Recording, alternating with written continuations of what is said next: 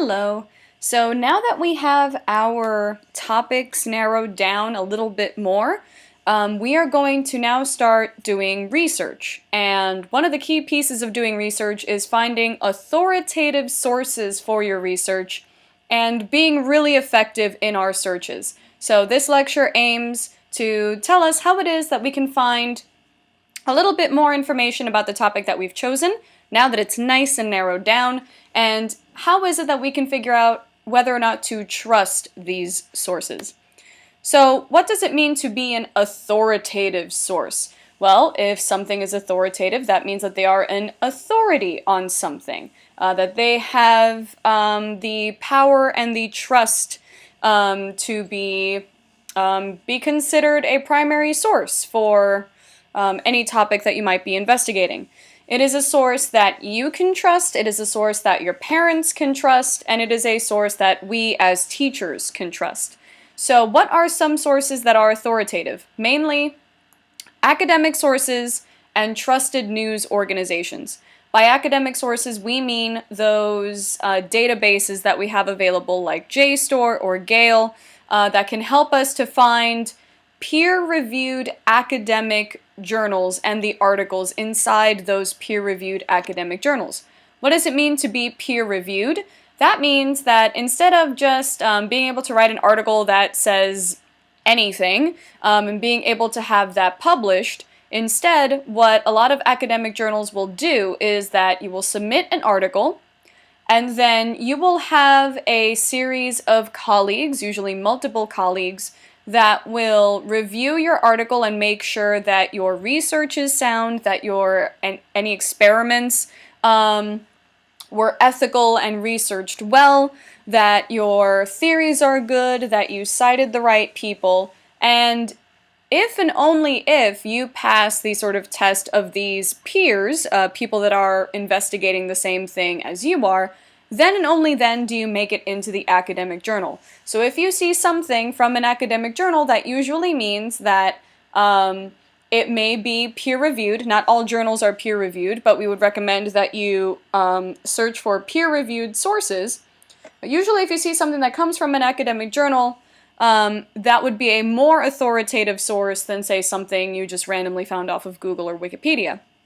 Another authoritative news source would be a trusted news organization, like an article coming from the Associated Press or Al Jazeera, an article perhaps that comes from trusted news websites or trusted news channels like CNN or the British Broadcasting Corporation. These would be trusted news sites. Nowadays, anybody can have some sort of a blog that can position itself as news, and a lot of people can get sort of tricked very easily. Make sure that when you are citing something from the news that it is one of the trusted news sources that I've just listed.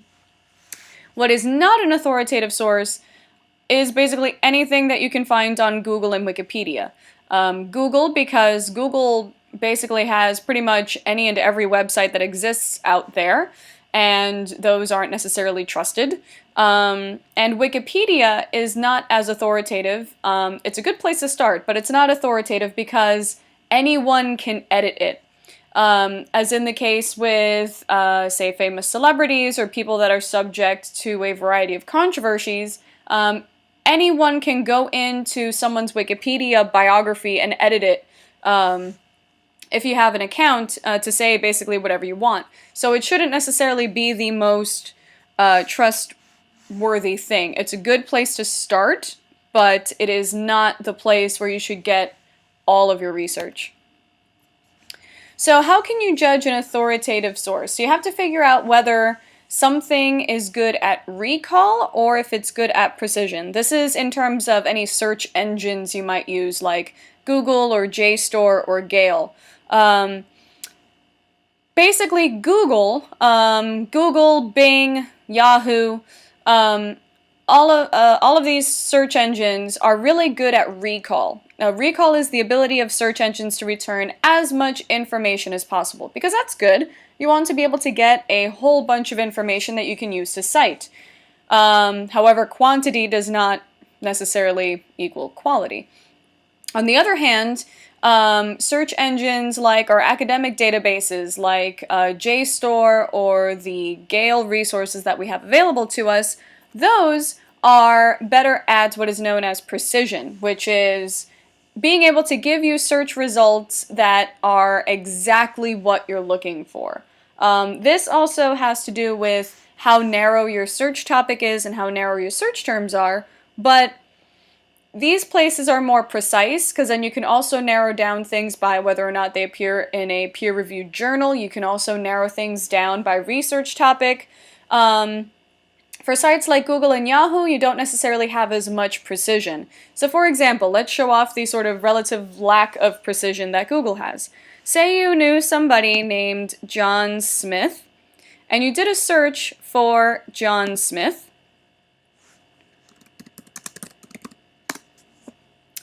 John Smith, that search, nets you 1.2 billion, with a B, search results. And the primary search result that you get is this John Smith, Captain John Smith, that is responsible for the founding of Jamestown.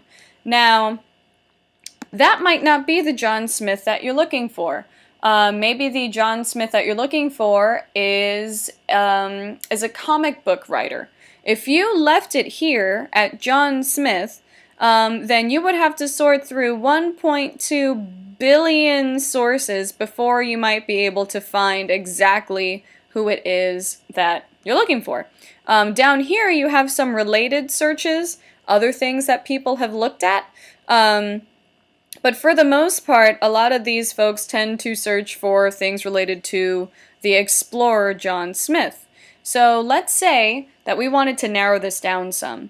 Instead of searching for just plain old John Smith, we might want to search for John Smith comics. That narrows it down to 82.9 million. So we went from 1.2 million results to 82.9 million.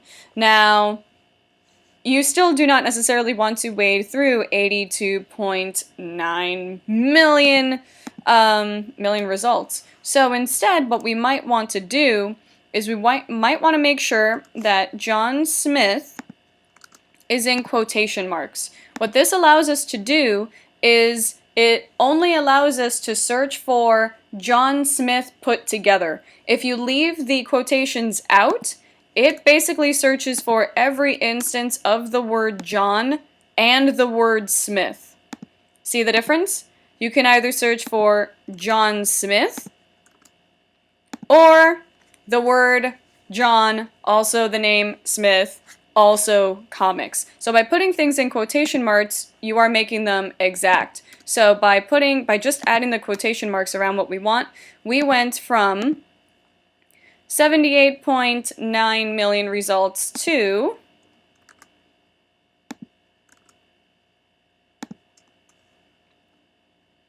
449,000. So that's getting even better. So let's say that you wanted to search for John Smith, who works in comics, and specifically his interest in, let's see, specifically the interest in his comic that he wrote called 2000 AD. That, then, nets you about only 11,000 results. And let's say that you wanted an interview with John Smith. You wanted to hear from that source yourself. You might say, and not only do I want to know about John Smith, I want to know about the John Smith that works in comics, specifically the John Smith that worked in comics, and I want to know about his work related to the comic 2000 AD, and I want an interview with him. Then that narrows it down to about 17,000 results, and here you might be able to go ahead and do some research based on that. That is way better than our original 1.2 billion results that we started off as. So make sure that when you are investigating the topic that you are interested in, that you narrow things down as much as possible, especially when you are working with something like Google, which is way better at recall than it is precision. So we're not big fans of Google or Wikipedia as teachers, as the sole sites of our research, particularly because of the problems that I just talked about. However, these are really, really good places to start. They cannot, should not, ever, ever, ever, ever be the sole sources for your research. Things that you find on Google are definitely not enough for any research paper that you might encounter in college. Same thing with Wikipedia. Wikipedia is good at giving you a start. Usually Wikipedia articles give you references on the bottom as some sources for you to look at. That might be good at, sort of getting some interest started, but this should not be the sole basis for any paper that you write. Even in places like the databases that you have, like GALE or JSTOR, sometimes you might find some discrepancies in the information that you find. So for example, I wanted you to look for the GALE resources, specifically to look at the country of Palau, and specifically to tell me how many people speak Palauan on the island, right? So here, these are two sources that I found. The first one is from your GALE research, where it states that 64.7% of the population speak Palauan. Here, this research states that Palauan is spoken by 63.7% of the population. So there is a difference here. And while you might think, yes, it is a bit of a minor difference, you really need to know what date the sources come from to make sure it is the most up-to-date source of information that you have, and that it is a more authoritative source. So I believe this top one came from the GALE research. This one came from a site that I found on Google. If you gave me the choice as to which figure I would say represented Palau the most effectively, I will be more likely to trust the GALE research library version of information than some website that I randomly found on Google. If we turn to Google even further, we can see that our searches for Palau net us 368 million searches. If we just search for Palau. Now, by searching for things like Palau and language, you might be able to get down to the percentages that we just found. But all in all, always go for an academic site, an academic database, as your primary source for research on whatever topic it is that you're trying to investigate. Why is it that Google itself is so unreliable? Due to things like PageRank and search engine optimization. PageRank basically means that the way that Google sort of spits out its search results at you is basically if you search for something and you click on it, then in Google's sort of brain or formula, it basically says, this is the website that was most useful to that person when they searched for this thing. So now when another person searches for the same topic that you did, the website that you clicked on might end up getting closer and closer to the top because Google says, someone else found this useful, so maybe this other person might. However, for example, in the example of John Smith, a lot of people looking for John Smith clicked on a bunch of stuff on John Smith the Explorer, which means that we, when we're searching for John Smith, the person that works in the comic book industry, are looking for John Smith. It's not the most helpful thing in the world. So PageRank is the reason why Google can become unreliable. Another reason is known as search engine optimization. Basically, people are able to, businesses are really good at paying money in order to stick terms in their website's code in order for them to pop up closer to the front of certain websites. There are certain keywords, certain search terms that you can put on your website to make sure that your website pops up earlier and earlier and earlier in the search.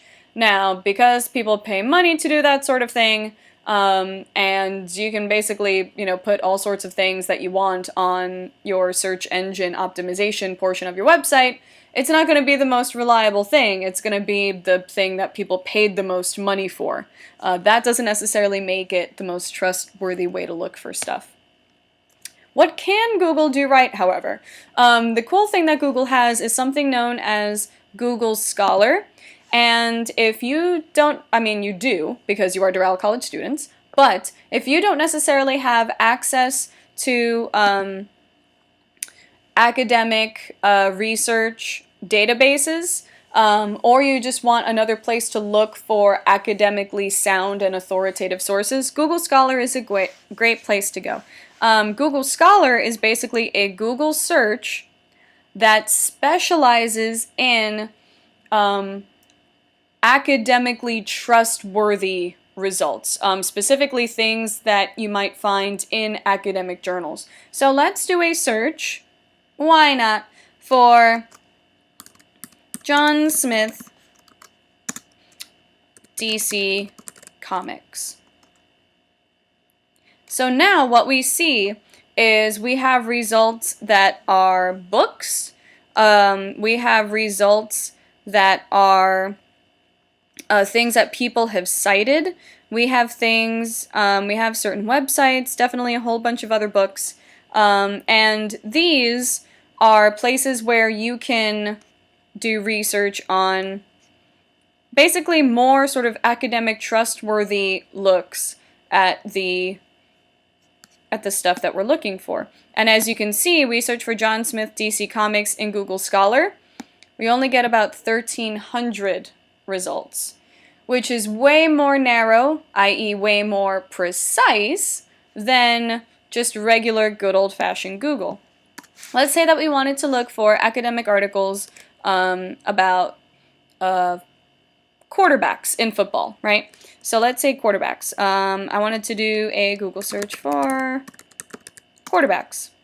We get about 7,800 results for quarterbacks. Here, we see things from the Journal of Sport and Social Issues, American journals. I believe this is probably something that's medically based.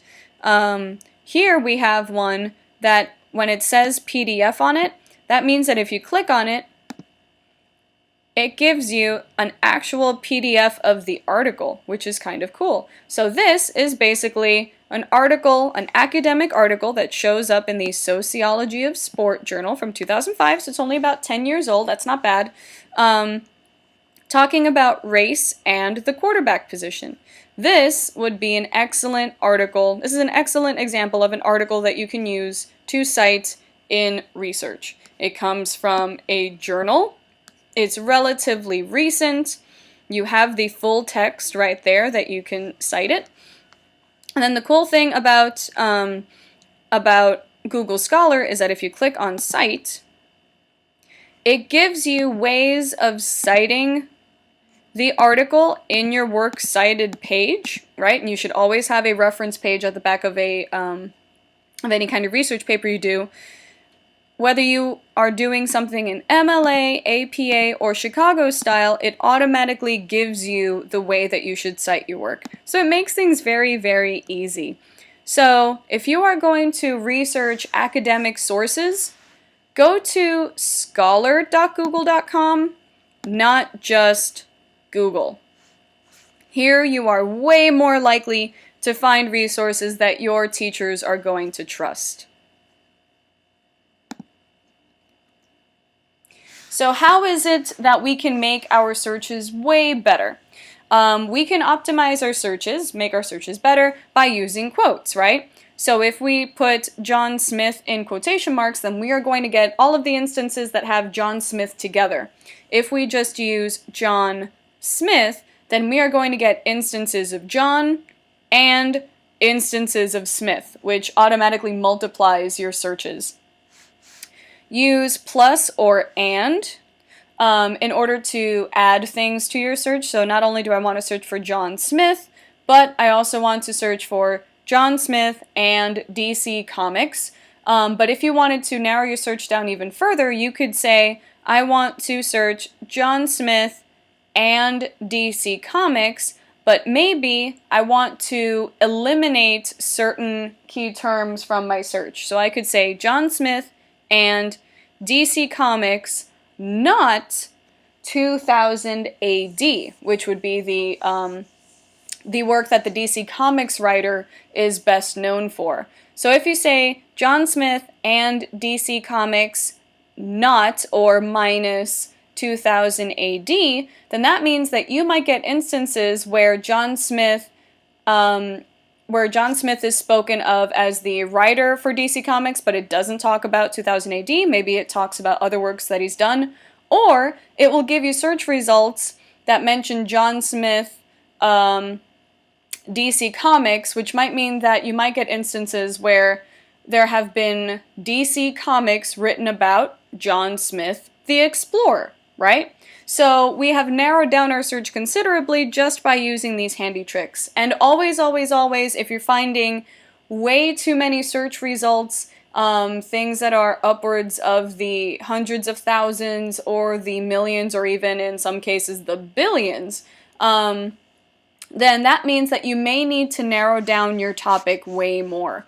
Try to have your topic as narrowed down as possible. You can always add more keywords and expand it later, but it's really, really hard to trim it down. So try to have your topic as narrowed down as possible. What I'm going to have you do this week is using all of our authoritative search information and using all of the stuff that we learned on how to optimize our searches.